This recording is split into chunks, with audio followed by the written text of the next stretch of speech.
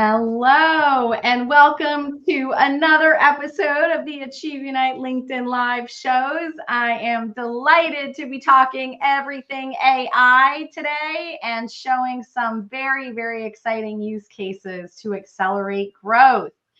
So I'm joined by two of my faves here at AchieveUnite. Jessica, would you like to introduce yourself? And Carmen, introduce yourself. Hi, everyone. I'm Jessica Baker. I'm the Chief Program Officer here at AchieveUnite. Hi, everybody. Carmen Cerise. I'm a Senior Advisor here at AchieveUnite. Looking forward to this conversation today. Me too. Well, have you ever wondered how to leverage and use AI in your partner sales efforts, in your partner recruitment efforts, in your partner marketing, in strategy, in co-selling, in training? That's what we're going to talk about today. So today is all about what are these use cases and how do they revolutionize, and I really do mean revolutionize, your success and your growth. This is changing everything we're doing, and our AchieveUnite Ignite AI is a real differentiator. It is an amazing platform with incredible opportunities and some awesome use cases happening already. We're also going to be unveiling today our Partnering Success Gen AI prompting certification as a bonus. So you'll hear about that as well. All right, so let's dig in and begin talking about these. So Jessica, Carmen, let's talk about partner sales efforts. What are you seeing in the opportunity in partner sales for AI? Yeah, Teresa, I'll go first here. As a vendor, if you're with a vendor and you're enabling your partners, think about the partner salespeople. They have dozens of vendors they work with, right? So a partner salesperson's going on a call and they need to be reminded, hey, what's the value prop of my company together with a certain vendor? Or what's the best vendor I should position with this healthcare client for cybersecurity? And I think those are the use cases I'm seeing. Access to quick, accurate information where you need it, when you need it. And that's making salespeople more efficient and effective. I love it. All right, Jessica, you want to weigh in and then maybe give us an example? Yeah, I'd love to give you an example so we can go ahead and share my screen. So, one of the top things that happens if you were to think, I am a partner account manager or I'm a channel account manager, I got this partner, and how do I create a value prop with them? It's something that you do over and over again, but you might have forgotten. So I created this little prompt here. We are chatting with Bob, who is our partnering success agent, and you can see his welcome here on the screen. And so I'm asking Bob, Bob, you are a sales agent, you work with partners. What are some of the steps to understand my value prop and combine it with my partner value prop? And I also asked Bob to give me some examples. Now, this is sort of best practice when it comes to prompting. I'm using what I refer to as the RACE model. RACE stands for role, action, context, and expectation. So here in this situation, I've said to Bob, here, Bob, you are a partner success person. I need you to help me figure out how I create this value proposition and give me some examples. And so you can see Bob did a great job here, giving us the overview of the steps that we need to take, and then some helpful hints to help guide you in your conversation with your partner, as well as some example activities. So it rolled it all out for you. And, if that's a use case that you do over and over again, you can always come back to Bob and say, remind me how to do this right. And he will always give that to you. And what I am so blown away at the power of is how it takes information and things that we used to have to think about just come out, and they're really good and really deep. So that's a great use case example. Yep. And any other comments on that one? Yeah. What I'll add is something we talked about in previous LinkedIn Lives, and that is the power of Bob, as Jessica said, is the fact that Bob is our agent and he has access to all of our proprietary information, all of our best practices on partnering success. The book, Teresa, that you're releasing here later this month or next month. So think about all of that knowledge that's in one place that Bob, as an agent, can have access to, and that's what creates the value that Teresa just talked about and Jessica displayed. Yep. Great. Okay, so we've talked partner sales, joint value propositions, everything we teach in our education programs, right at your fingertips. Now let's talk about co-marketing and marketing programs. This can help you with your marketing efforts, your campaigns, your co-branding, your MDF. Let's talk about, what are you seeing there? Any comments from either of you? Yeah, I mean, two use cases I'm seeing here. For those who are expert at marketing and partner marketing, this tool is a valuable asset for them, right? They can ask it to help, build a plan, build a marketing plan. On the flip side, you may have a sales rep that's not familiar with marketing. Maybe they don't even know the difference between co-op and MDF. And maybe they want to say, hey, what's the difference between proposal-based MDF and earned MDF? And they can get an answer and be smarter faster, right? So those are the two ends of the spectrum that I see the use cases on. Yeah, you're spot on, Carmen. And, I was just talking to somebody about MDF and marketing and the need for planning when it comes to MDF and marketing. So I'll share my screen. I'll show you here. Imagine that you're a partner marketing expert, right? So Bob, I'm putting you into that role. I need you to work with a partner to create a marketing plan, help me create an outline, and give me some best practices as well. So when we put that prompt in, Bob is going to go again through this sort of race model to outline what my marketing plan could look like. And then also he's going to give me some of these best practices that I needed in order to make sure that I'm executing it correctly, right? There's another use case. Maybe you own an MDF program, or maybe you need to create one for the very first time. Maybe I need to rewrite the MDF program that you have right now. So I'm asking Bob, all right, Bob, I need to rewrite my MDF program. What are some of the things that I need to make sure that are in my program so I can be competitive in the market? And look at this amazing answer that Bob has given us. I mean, it's step by step, all of the best practices of having an MDF program with your partners, how to do it, how to create it. Here's a great overview in a table format of what it needs to look like. And it just sort of lays it out there for you. Another question that we get all the time is sometimes to look at the converse of things. So you could ask Bob, where do MDF programs go wrong? And Bob will give you that example too. So you're going to benefit from some of the experience that we have here at AchieveUnite, right? Because our IP and our content is inside of Bob. So we help you avoid some of those pitfalls and make sure that you're creating the best programs that you can for partners. Yeah, I think that's two key points based on what you just said, Jessica. One is, this is very different from a general ChatGPT, right? This is years and years and years of intellectual property from, 30 channel chiefs from across the globe and a ton of engagements from across the globe with AchieveUnite. So that's one thing. It is very, very deeply knowledgeable. And secondly, it is an exorbitant amount of time savings. It is an exorbitant amount of higher quality. So you start to see, if you're partnering as a hobby at your company, you've got fast ways to turn it into something much more strategic than that. It's definitely got all of that, right? So it's got this great knowledge bank behind it, just like we've been talking about, all of our wisdom over the years. But there are other things with this platform that you get that you wouldn't get in a public chatting scenario. So, access to our partnering success knowledge, that's the first and foremost. But then the second one is, think about the privacy and the security concerns, right? So you're in a private, secure platform. you are not contributing to the overall knowledge of the larger LLMs that are out there, right? You're contained.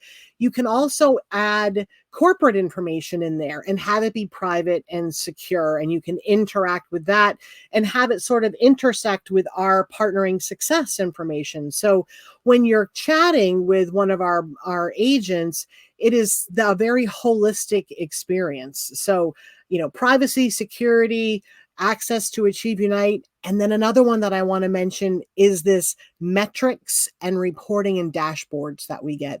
You don't get that in a public setting, but you want to know that your team is using it. You want to know, what are they using it for? What are those themes that they're chatting about? Because you want to make sure you have the right knowledge in your knowledge bank for your team. So when you have that insight, then you can really make a very powerful tool for people to really accelerate and be much more proficient and efficient in their jobs. Yep. And just if I can add one more point to that, you mentioned quote unquote your own knowledge bank, right? All of this is possible because what Teresa said and Jessica said about the knowledge we've gained over the last decade with many client engagements, and also the fact that it's private, so you're not feeding this public model. No. But what that also enables you to do is to provide your own knowledge bank, right? And that's where this gets even exponentially more powerful. So it's 100%. Not just what AchieveUnite knows about best practices around partnering. It's who are you? What are your products? What do they do? What's your value prop? And when you build that knowledge bank and marry it with ours, that's where 1 + 1 = 5 or absolutely more. Yep. Absolutely. Yeah. Fantastic. All right, let's do another use case. Drum roll, please. Number 3, instant enablement at your fingertips. Fiona's going to love this one, right, Fiona? She's not here with us, but she's our extraordinary educator. Yeah, I'll go with use cases. So instant enablement, the key is enablement, right? Yeah. This Ignite AI could be used to enable your team. It could be part of a broader enablement program. And it can also be part of what we here at AchieveUnite call everboarding, right? Because let's face it, you onboard a sales team, you onboard an SE, and then 3 months later, if they're not practicing and using that knowledge, they forget it, right? So having it available to them instantly is where this instant enablement to me comes. And Teresa and I always talk about the sales rep who's in the parking lot, ready to go see their client. Let's just say they haven't prepared like they should have, right? And they say, hey, what's our joint value prop with vendor X, right? With our company, and how do I position it? What are the top 3 things? And you can access this on your phone. You get the top 3 things, illustrate it like Jessica shown. And I think that aspect of instant enablement is powerful. And I also use just-in-time enablement because it's what you need, where you need it, when you need it. So those are the use cases I'm seeing. Yeah, we were debating, right, Carmen, yesterday, just-in-time enablement, instant enablement. So we're calling both of those at your fingertips in the moment. Yes. Yeah. So go ahead, Jess. Let's absolutely. Yeah. The thing is, you do have that scenario of you're sitting in a parking lot, or you're about to pick up the phone or about to go into a Zoom call. Wait, what are those 3 things that I need to know? So if you had all of that information into this knowledge bank, if it was for a company, right, you can do this prompt, which is, help me remember the 3 things that I need to remember. In this case, I did it with VMI because VMI is a product that we have. And so maybe it's Carmen who's calling to somebody and they want to be reminded, like, what are the top things that I need to remember on VMI? And so I've created this prompt here and I said, all right, Bob, you're an expert at VMI. What are the things that I have to remember? And it gives a great quick answer about the things that I need to remember about the product. And then also gives me some relevant material that I need to have in the back of my mind so that I can go into that meeting and now it's fresh in my memory, just in time, instant, whatever you want to call it. It is at my fingertips when I need it. And that's the most important part. Yeah, it's a great point. And VMI, Value Measurement Index, is an amazing tool for a new channel chief who comes in for an annual baseline net promoter score on steroids. This thing is. So now we've AI enabled that as well. So instant enablement, just-in-time enablement, and a little push on BMI for Jessica's grace today. Absolutely. Yeah. Absolutely. All right, let's do another use case. Drum roll, please, for number 4. So let's talk about one of my favorite topics. I'm going to surprise you and do trust first, and then we'll do co-sell. Trust. Let's talk about trust, because when I say favorite topic, you all know how important trust is. Let's do it. Trust. What do you think? How does AI help on trust? Yeah, and this one, Teresa, the use case I'll point to isn't just a theoretical use case. It's something we've been working on with our clients, right? So you've been a pioneer, AchieveUnite, in building trust through our PQI assessment, partnering quotient index. And the way I've seen companies use Bob, the agent, to leverage their learnings in PQI has been incredible. And here's an example. So PQI, if you're not familiar with it, there's 5 profiles. You take an assessment and you find out about yourself. How do you build trust? How do you approach building trust? But more importantly, you find out more about how the person sitting on the other side of the table, your partner executive, how do they build trust? And do you need to tailor your approach to meet what they're doing? So I'm a strategizer. So many times I use Bob to say, hey, Bob, in PQI, I'm a strategizer. I'm meeting with a potential client who's a harmonizer. What are the top 3 things I should think about to avoid or to focus on? And immediately I get those answers back. And participants in our classes are using the tool today, and they have been for the last 6 to 9 months to basically execute against that use case. Mm-hmm. Yep. Yeah. And there's also, what I'm seeing is trust building is becoming more important. Just we talk about moving from the knowledge economy to the AI driven economy. It's creating distrust. Absolutely. And we've got distrust inside of teams. We've got distrust cross-functionally across organizations. And we've got our client trust and our partnering trust outside of the organization. So this tool and trust building and team building is a great use case for how you can help accelerate trust.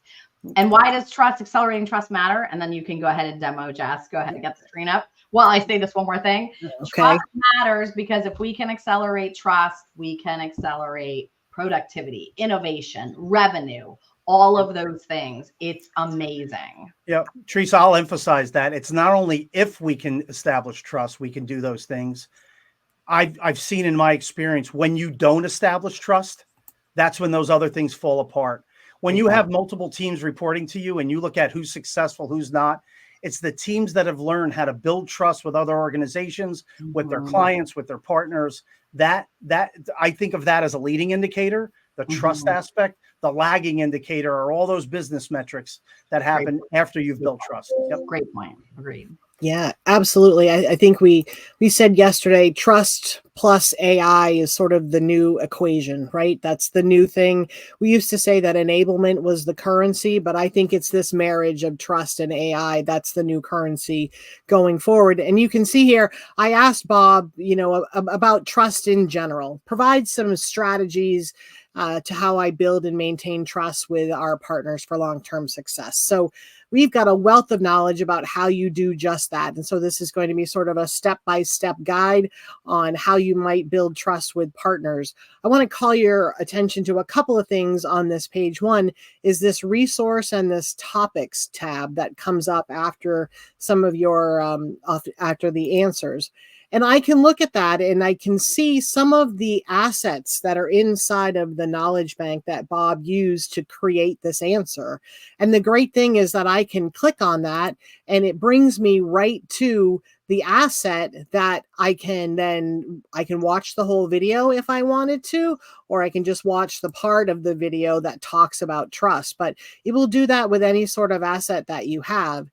There's also this topics button. And what this is trying to do is to show you some topics that might be adjacent to the thing that you just were talking to Bob about. So if you wanted to, you could click on any of these and it'll just continue your learning down that path to continue to talk about trust. We talked about PQI, right? So PQI for us, it does have the 5 profiles.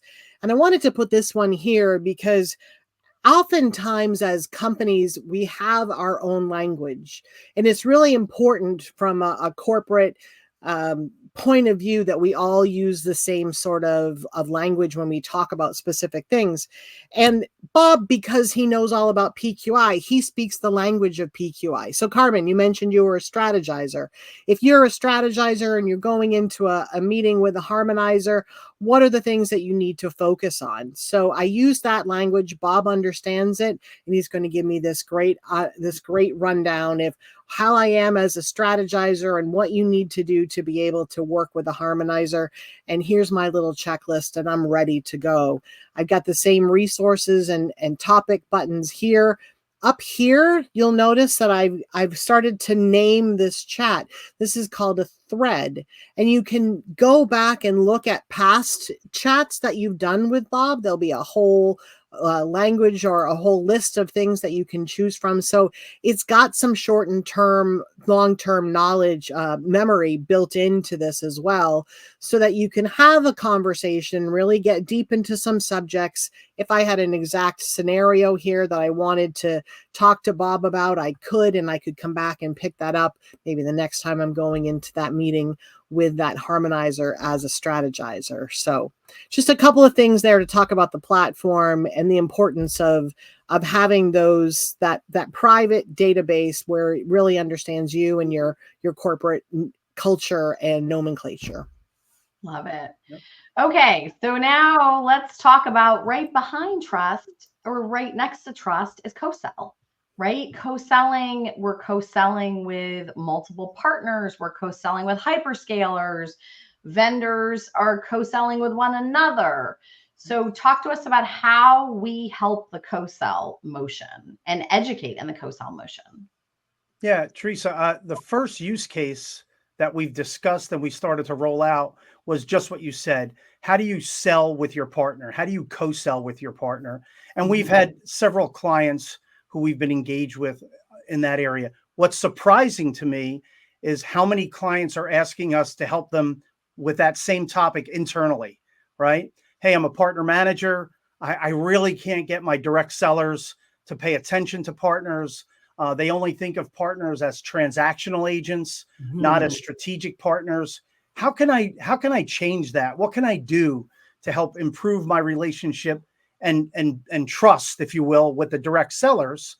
And I've seen this tool be useful internally for internal uses as well as the external ones that you are referencing. So those are the two types of use cases I've seen here. Yeah. All right, Jessica. Good. Yeah, I would agree. This is a very common one, right? So if I'm an account manager and I'm trying to work with my direct sales team and they're really not into it, right? I can put in a prompt here to Bob to explain my position. So this is when Bob sort of gets into a good mode of sort of coaching me on things or allowing me to use this information and then put it into action. So I just asked Bob here, look, I'm a partner account manager. My company expects our direct sales team to work with my partner sales team, but I can't get my team engaged. What do I do? So I've got a great answer here. Like, these are all the things that need to happen in order to be able to have that conversation or be able to have that emotion inside of your company. Maybe you have a specific person that you are dealing with that's not all in on this co-selling motion. You can tell that to Bob. Look, I have this salesperson, Victor, and he's refusing to work with any of my partner sales reps. I want to talk to him, reach out to him, and tell him about all the great things that co-selling can really offer to him and get him to change his mind. I want you to create that email that I can then send to him. So look, this is a great email. It's got some of the highlights of what we just looked at in terms of best practices. It lays it all out for you. There's a copy button right here. So it's so easy for me to copy and paste this into the next thing or into my Outlook or wherever it is that you're going to be pasting that information. but maybe this email doesn't quite hit the mark. So this is a great use case in iteration, which we will cover in our prompting certification classes. You got this information. I want to work with it. Maybe it doesn't hit exactly where I want it to hit. And so I'm going to ask Bob if he can then please change the tone of this email. And so I said, oh, it's not copying and pasting correctly. Let's see if we can get this to go. I want him to change the tone just a little bit, and I'll show you what the difference is. So I've said, change the tone and put in a use case to sort of help prove my point. So I'm iterating on this email that I've already created. And in the context of this conversation, Bob knows I'm reaching out to Victor. He also knows that I'm talking about co-selling, and we're going to switch it up to be a little bit more compelling. So instead of, hi, Victor, I've been reflecting on how we can enhance. Now it's, hey, Victor, I want to share you some things on how we can significantly boost our sales outcomes. So, it's working with the language, working with the output to get it to be exactly what you want. And then again, copy and paste. And now you have a great email that talks about some of the best reasons why we co-sell and why that's such a great practice. And so using the information that you can get in a Gen AI is really what unlocks a lot of that value. And so this was a good use case for that. It's a great use case. I mean, think about the time. It moves from hours to seconds and minutes. Absolutely. And there's 5 hours in a day for you to do something else that you couldn't have done before. And that's exponential for a team leader or a CRO. So this is changing the game. All right, since we're on the topic of co-sell, we do all of our programs where we teach co-sell, we teach our partner performance advisor certification. Let's talk about QBRs and business planning and how it improves that along with the education programs. Yeah, so what I've heard prospects and clients talk about on this one is getting all of your team members to be almost as good as your best ones, right? Yeah. So inevitably, like the 80-20 rule in partnering, you typically get 80% of your revenue from 20% of your partners. If you talk to any leader, sales leader, channel leader, typically they have the top 20% of the reps that are really bringing in a bulk of the revenue. And so in this case, if they're doing effective QBRs, how do you get everyone else, the other 80%, to learn about what the best practices are? How could they just put a prompt in to find out what's an effective QBR? Can you give me a template? Can you draft me an email to my partner because I want to have a QBR with them? So I think it's getting the bulk of the population to do QBRs and planning almost as good as your best ones do it, right? And it could be just as good. I'm saying almost as good. This is where I see this is effective. The second thing is, if you're a vendor, you have a certain way you want to do QBRs, and yet everyone makes their own interpretation about how they want to run a QBR. Maybe you want some aspects of it to be standard so that you show up with a partner in a certain way and show up with your brand a certain way. So this gives you an opportunity to put those staples, if you will, in place so that when people query and ask and prompt about how to do a QBR, you make sure those come out front and center. So those are a couple points I've learned from talking to folks about this one. That's fantastic. There's so much money spent every year on leveling up that middle percentage of the sellers, the partner managers, the partner reps. And this is a tool at your fingertips to level that fast. Absolutely. And it's really incredible what it's doing. Yeah. And by the way, Tree, so another way it does it, Jessica, you use trust to illustrate this, but you show where you have certain content that's applicable. So inevitably you have salespeople saying, well, I don't know where to find that, right? I don't know where to find the QBR template.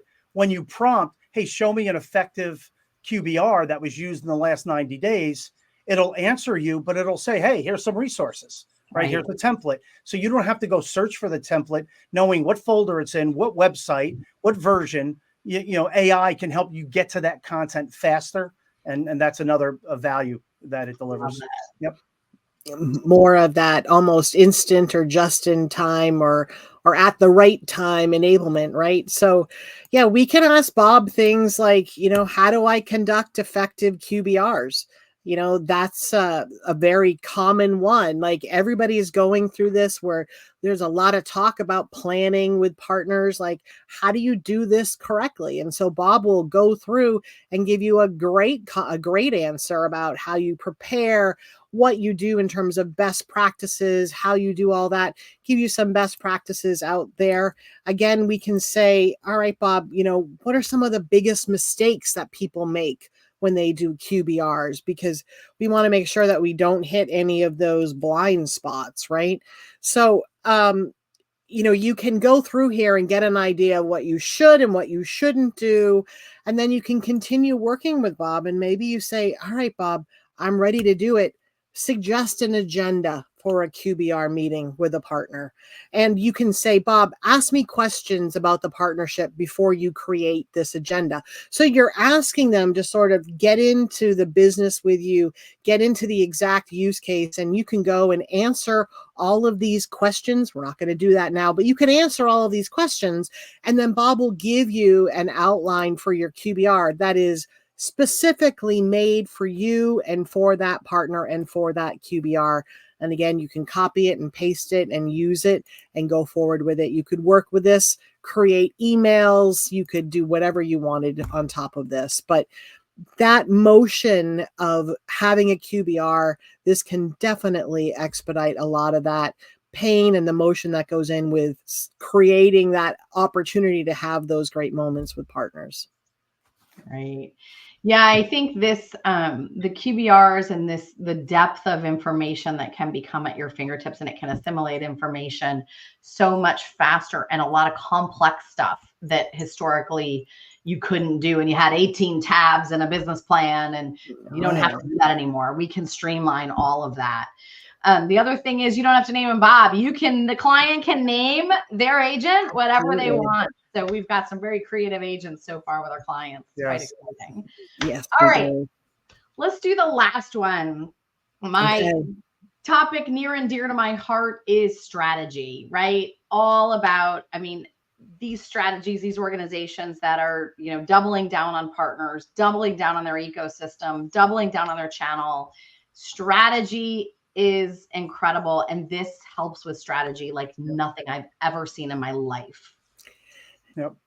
And Teresa, there are so many use cases here on strategy that are enabled due to the fact that we have so much intellectual property in our agent, right? In our knowledge bank that our agent has access to. But the one thing I'll point out is in the economy that we're in, everybody's being asked to do more with less, right? So maybe you're in a channel position, you're in a partnership leadership position where the tactics, the programs, incentive plans, maybe you even know how to sell, but maybe you've never done strategy before. Yeah. And now your CRO, your CEO comes up to you and says, hey, I want a 1 and a 3 year strategy for how we're going to evolve our partner business. And people are saying, wait, this is beyond the scope, right? I need help. So that's one example of somebody who needs the help because they don't have domain expertise. And then it goes all the way to the experts who have built strategies and deployed strategies, but they're just looking for specific help in a certain area. Hey, I'm in a cybersecurity company. I focus on incident response. What's a good way for me to develop a partner program strategy? My partners include MSPs, integrators. Can you please help me out? Now, all of a sudden, you're getting more specific help. So those are two of the use cases that I see. Yeah, I definitely don't want to forget that the business of partnering, right? That's a whole piece of the team that also needs some knowledge in some ways to get started or to modernize different things, right? It's out there, and Bob also does a really great job at this. So, imagine maybe you're a partner program manager and you've been asked or tasked to modernize the program. Okay, that's very common. How many people do we talk to at companies all over the globe that say, I need to modernize, I need to refresh, I need to be competitive? And so Bob is going to dig into all of the learning that we have, everything, all of our research, all of our published documents, the manuscript to the book, like everything that we have in there, and give you some great tips on how do you modernize that.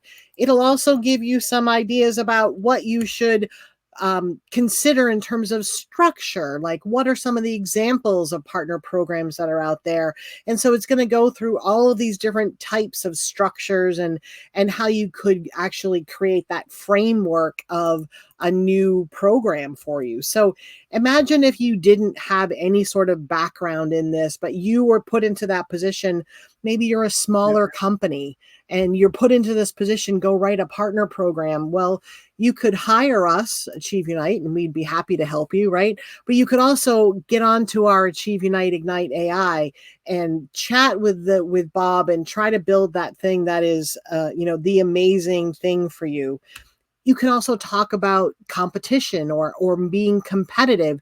We do a lot of work with clients that just want to make sure that their program is competitive in the marketplace. So what should I avoid? What should I make sure that I don't have in my program that's going to be a turnoff for partners? You want to have a program that's actually, really enticing for partners to come in and want to connect with you, right? So let's not forget our program people, because there's value in here, but there's even value if you're a channel chief. Maybe you're a channel chief and you're like, oh, I need to be able to do these metrics and dashboards and KPIs and things like that up to my leadership. What should I be looking at? Yeah. So it does a great job of all of these different types of metrics and what you should be measuring to be able to manage that program up to your leadership team. So no matter where you fall, it's all under this heading of partnering success. You could be in the field, you could be a partner, you could be working on programs, you could be a channel chief. There's something here for everybody inside of this Gen AI tool, Ignite AI. And I love coupling, this tool with our client engagements, and we load it all up with all of this great IP that we work with clients in, and then they get to massage and use it at a whole nother level. And combine the power of the combination of these things is also where the magic sits. So yeah, absolutely. And Teresa and Jessica, I'll add, as a channel chief, as a former channel chief, not only can I do everything Jessica just laid out, and there's so much value in that, but then if you look at the reporting nature of this, because it's private, because you have access to it, as a channel chief, I can say, show me all the QBR templates that my teams have developed, right? Show me metrics for a certain region. I'm going to visit Europe next week, and I want to read out of all the QBRs we've done with the top 5 partners. And the reporting nature of this and the capabilities it has adds value to the leaders. So Absolutely. The leader doesn't just make their teams more efficient and effective. The leaders themselves get value out of this. So. Absolutely. Good. Well, thank you, Jessica. Thank you, Carmen. I think this was an amazing session of these leading edge use cases that are very real, and we have people using and companies using this today. So I would encourage you, we have 3 takeaways. One is schedule your demo. If you haven't, come learn about this and how it can apply to you. You can get in fast, and it's just amazing. 2, my book is coming out in a few weeks, so please pre-order and learn about the book. It also references this AI, and how these things are combining. And 3, prompting certification in November on the website. You can schedule your prompting certification. Sign up now. Yes. Sign up now. Sign up now. Sign up now. Sign up now. All 3 of those things. Carmen, would you like to make any closing comments? Yeah, just everybody's heard of AI. Everybody's dabbling in it. And you can use the public tools to dabble. But when you're serious about putting it to use for your business, give us a call and we'll double click on everything we talked about here to make it happen. Thanks, Carmen. Great job. Jessica, any closing comments? Yeah. It's an extremely powerful tool. I think when you look over the last 18 months, people were pretty apprehensive at first and they didn't want to touch it at all. And now they see there's so much value and so many benefits, and adding some of these things that we have to an already amazing value prop. It's just an amazing tool for people. And I'm so happy that we get to bring this to our customers. So thank you very much, both of you. Great job today. I encourage you, again, schedule your demo, pre-order, prompting certification, and come join us on this journey and Let's go AI enable the world with partnering. Let's go. Thank you. Thanks. Thank you. Have a great day.